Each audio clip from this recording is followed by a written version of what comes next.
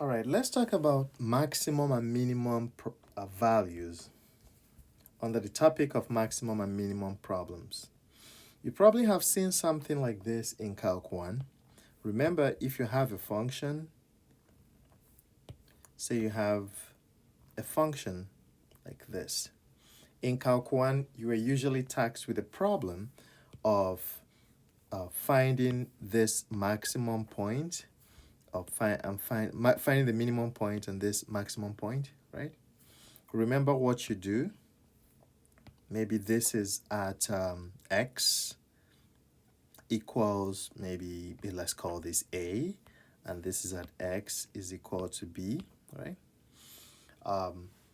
You find the derivative and set it equal to 0 at this point. The derivative is equal to 0 here. Also, the derivative is equal to 0. So if you set the derivative is equal to 0, then you're able to find these 2 points. And then how do you distinguish them from each other? How do you know that one is a maximum and one is a minimum?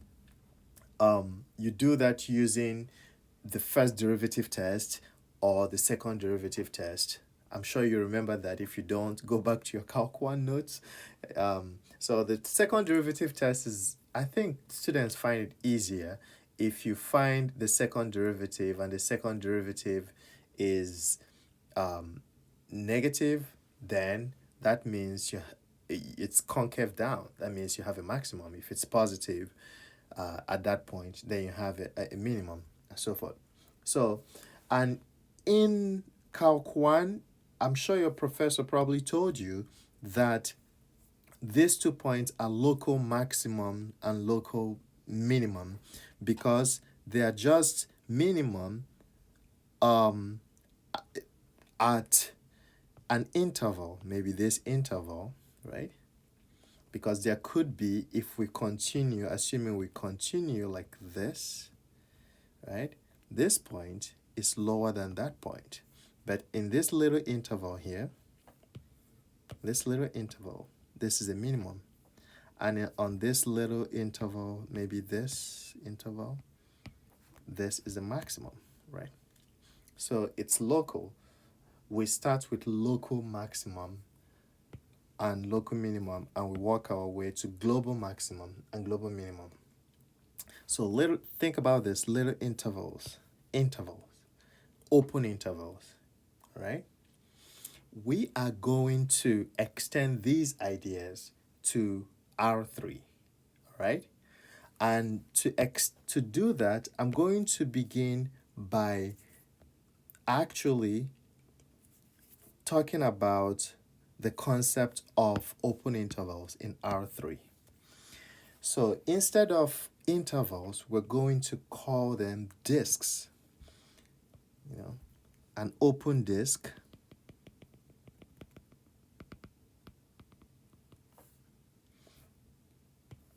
so never mind. So assuming we're in the XY plane,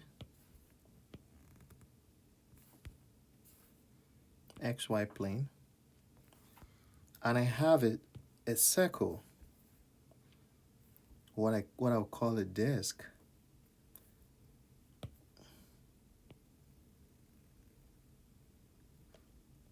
A disk on the XY plane, x-axis, y-axis. And this disk is like a filled circle. Everything inside the circle, including the boundary of the circle, right? So we call this a closed disk. Now an open disk would be, think about, if I take this disk, oh no, this closed disk, but then I get rid of its boundary. Oh, I wish I could just, if I had known, I would have drawn it in such a way that I could just clip off the boundary. Well, let me try. It's a challenge, but we're built for challenges. So I have this. All right. So let's see if I can drag. Oh, yes. Amazing. So if I drag out the boundary, get rid of the boundary, this is an open disk. This is an open disk. All right. So the open disk and the closed disk are analogous to open intervals and closed intervals in R2. All right. Okay.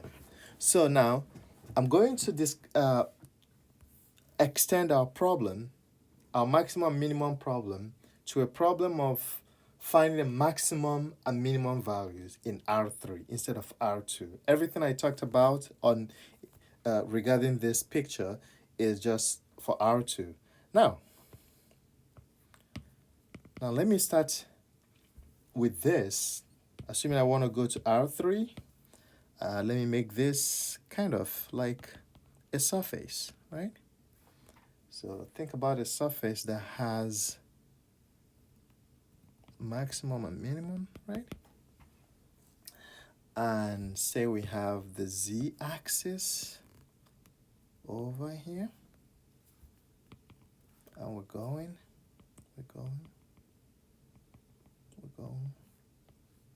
and this is the x-axis, and we keep going out, and this is the y-axis. Okay. So again, this is what we call a local. This is a local minimum. Local minimum, and this is a local maximum, like I talked about before. Okay, so with this, we can do some very quick definitions, clean but quick definitions. I can say that f, the function f, so this is our function z equals f of xy. Our function f has a local minimum value at the point AB, right? So this point might be our AB, okay? If f of xy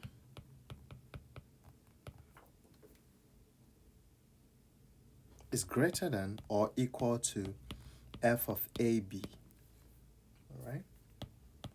For all xy in the domain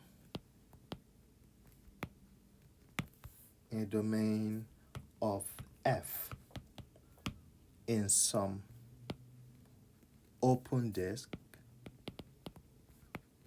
centered at AB. All right. So, assuming you look at some open disk, let's get a green disk, a green open disk centered at AB, right? So you can see that around this open disk, any value of f is higher than the value of f at AB. So any other value of f is either here, there. So they're going to be higher than the value at AB.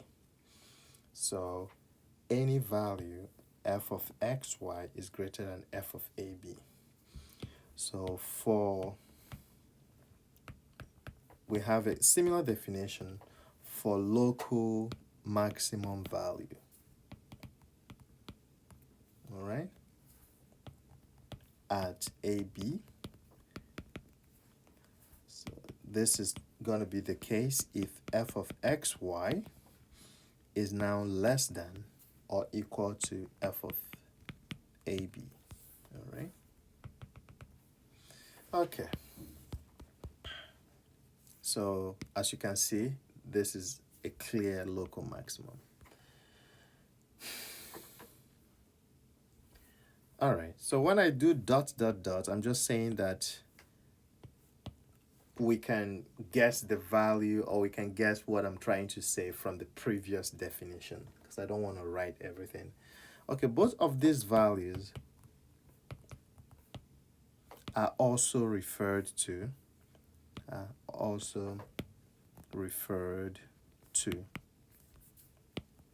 as local extreme values. Okay. Another definition, something that you already encountered before, critical point. I'm sure you know how to calculate critical point in Calc 1.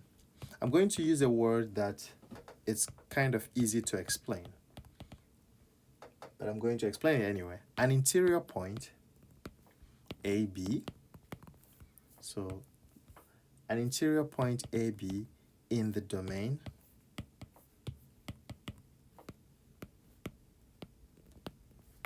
of F is a critical point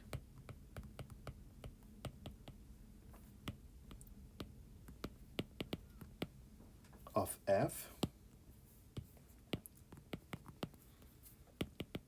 if either of this is true, fx at AB is equal to 0, and fy at AB also is equal to 0, or B, 1 or both of fx and fy does not exist at AB. Okay, a few things to unpack. An interior point. Remember when we talked about the open disk? So an interior point would be a point in the open disk, or if it's in the closed disk, the point has to be inside. It can't be on the boundary. So an interior point is just a point that's not on the boundary. That's it. That's an interior point. All right. Now, a critical point is an interior point with one of these properties. So let's do some examples where we calculate critical points. Critical points are quite easy to calculate in Calc 1. In Calc 3, they can be easy too, but sometimes you have to bring your algebra game to it in order to do it well. So let's do a few examples. And there are certainly some I'm going to make you do. So the first one is we want to find the critical points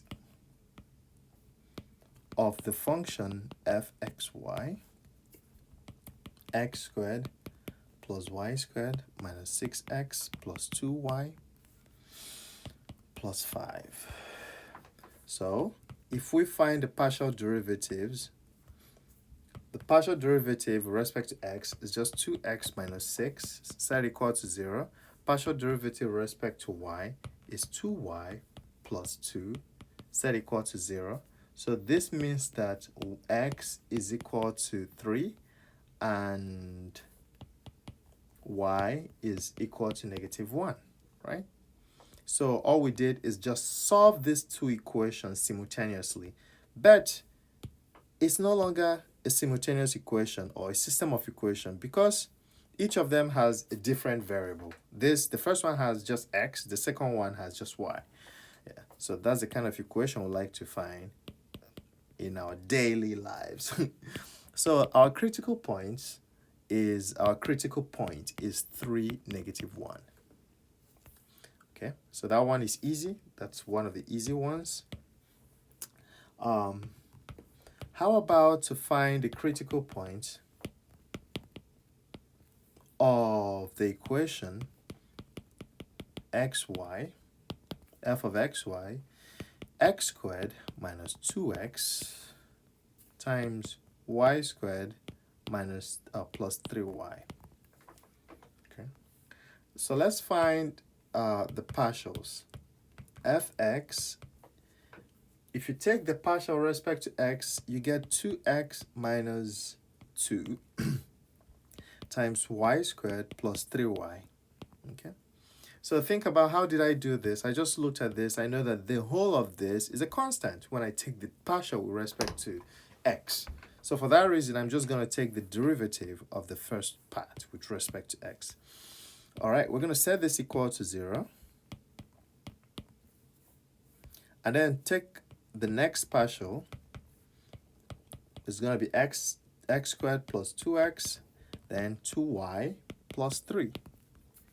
Set this equal to 0, and then solve this system of equation. Okay? Call this equation 1. Call this equation 2. Okay? So, equation 1 is going to imply that either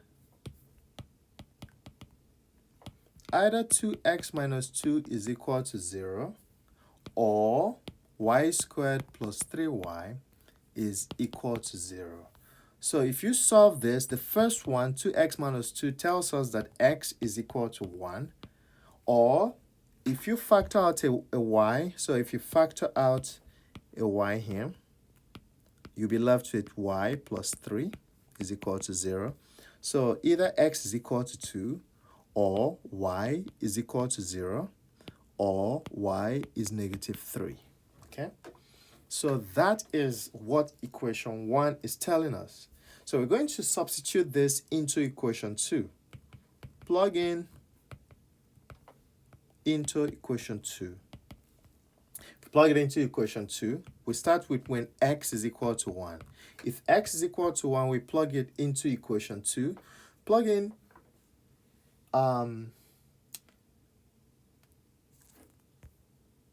equation 2.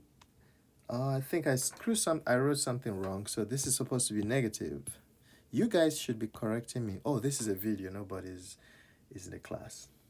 My bad. So anyway, plug in negative 1. When you plug in negative 1, you're going to get negative 1 times 2y plus 3 is equal to 0. So this just tells us that y is negative 3 over 2.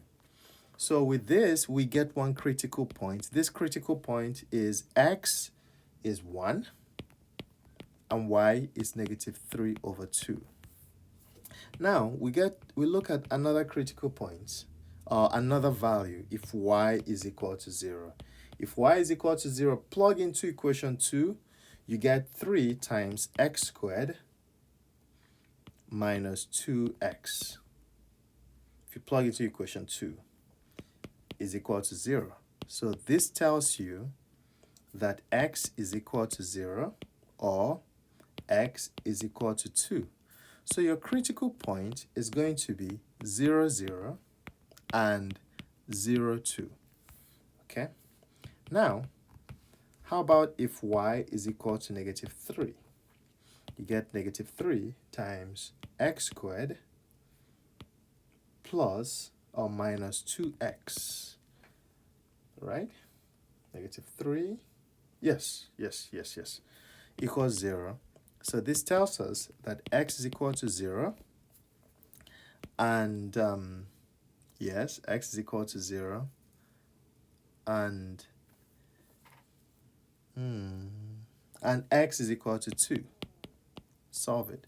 So you have critical point, which is negative 3, 0, and negative 3, 2. Now we have a bunch of critical points. So that equation, this equation right here, has given us, I think, 5 critical points. This is the first one. This is the second one. This is the third one.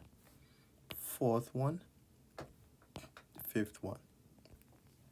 Okay? Just to let you know. Okay? So sometimes you see a very simple equation, but you end up having a lot of critical points. All right. The next thing I want us to look at is a saddle point. What is a saddle point?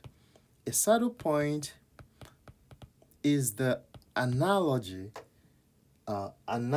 phenomenon to to inflection point in R2. So we have saddle point. So the critical point,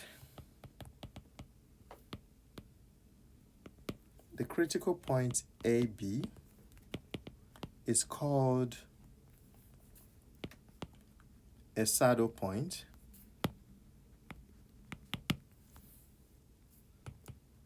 If in every open disk, my D is interesting. In every open disk centered at AB, there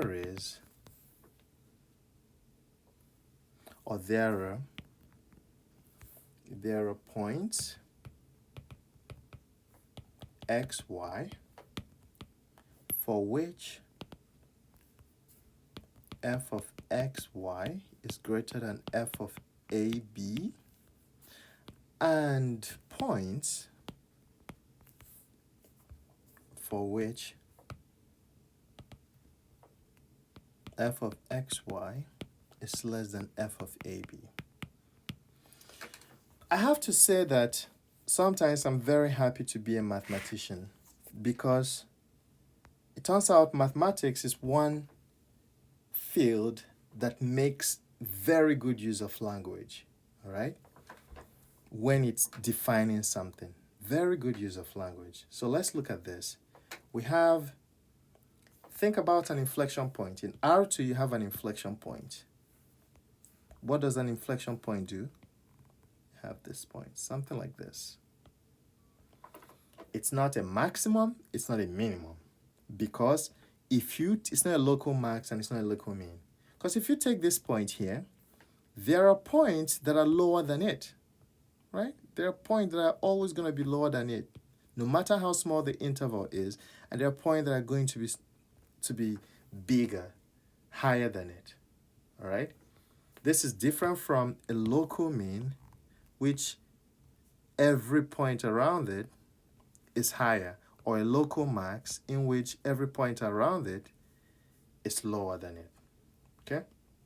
So inflection point in R2 is analogous to saddle point, okay? So in saddle point, for every open disk centered at AB, there are points for which f of xy is greater than f of AB, and points for which f of fy is less than f of AB. Okay, so how do we sketch this? This is can be very interesting to sketch, but I'm going to try. I have a way of sketching it, and you will see in a minute. So it's called a saddle for a reason, and at the end of drawing it, you'll see why it is called a saddle. All right.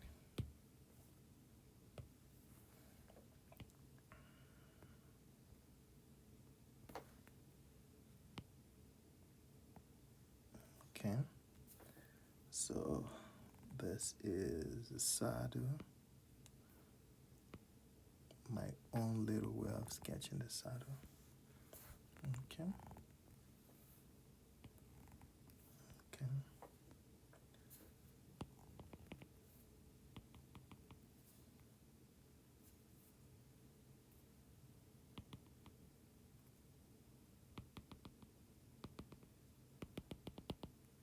Okay. So it's like a horse saddle, and this is where the saddle point is. This is the saddle point.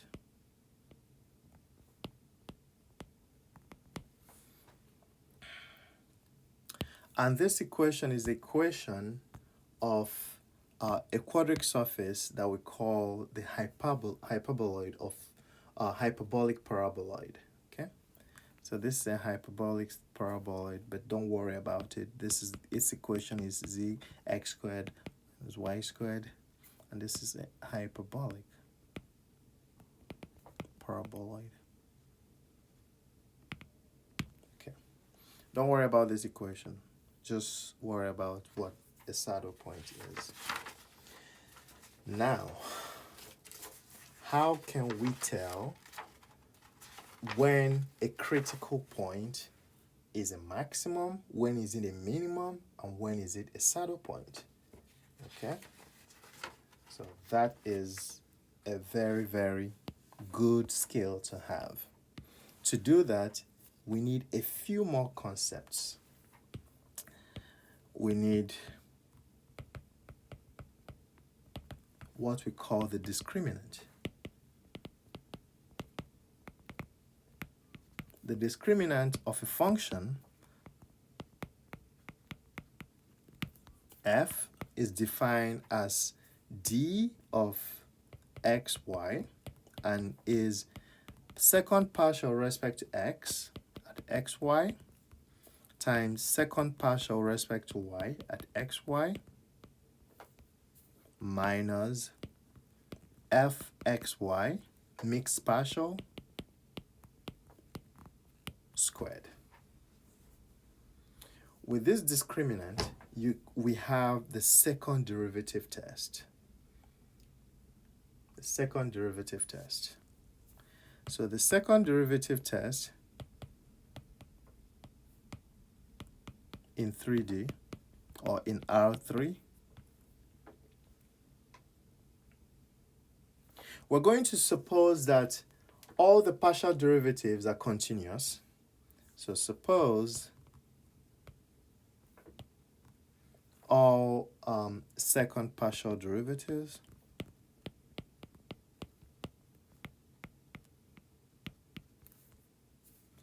of f are continuous on an open disk centered at AB, and that AB is a critical point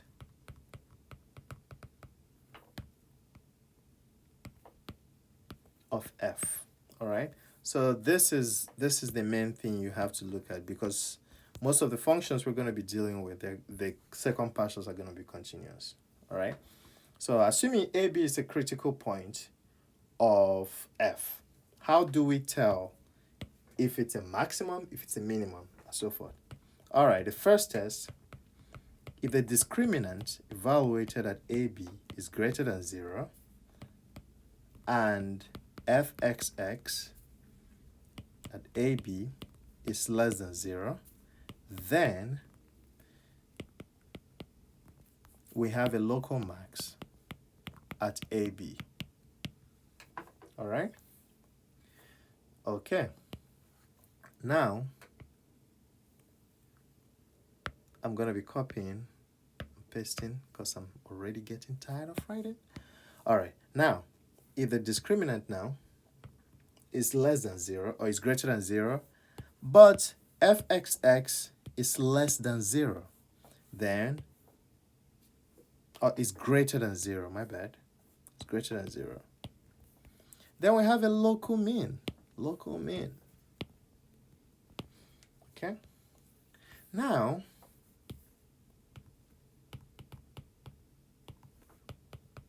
if the discriminant at AB is less than 0, then we have a saddle point. Saddle point at AB. Okay? And if the discriminant is equal to 0, the test is inconclusive. Inconclusive. All right? Okay. Now, I'm going to give you something to try. And you have to try this because I might make it a quiz in class if you are taking this course. I want you to try it. Well, you know what? I don't know what I've told you. I'm not going to make it a quiz. Yeah, so that was example 2. Let's call this example 3. Example 3, I want you to classify the critical points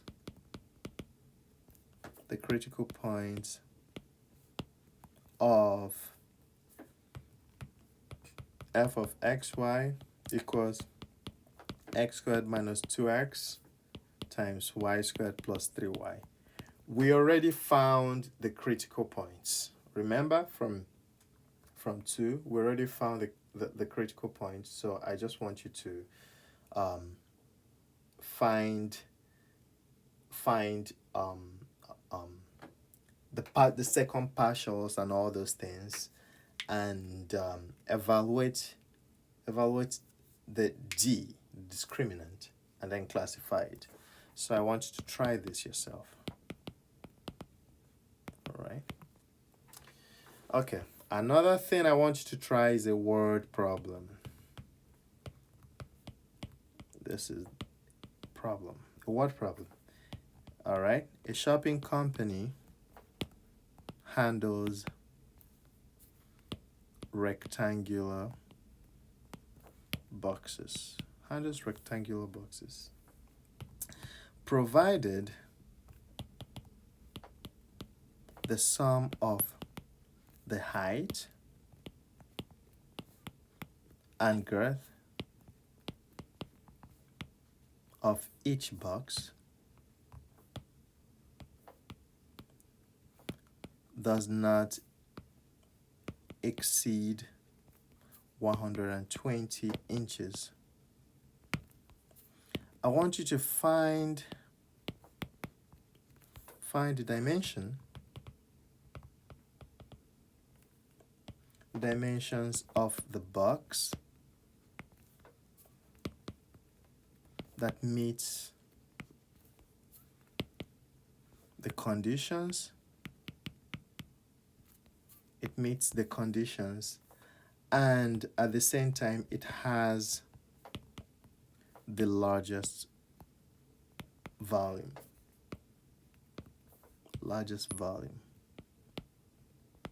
Okay. All right. So, think about how to solve it. And in class, you tell me how to solve it in class. Try this. All right. I'll see you on the next video. And I'll also see you in class. I mean it.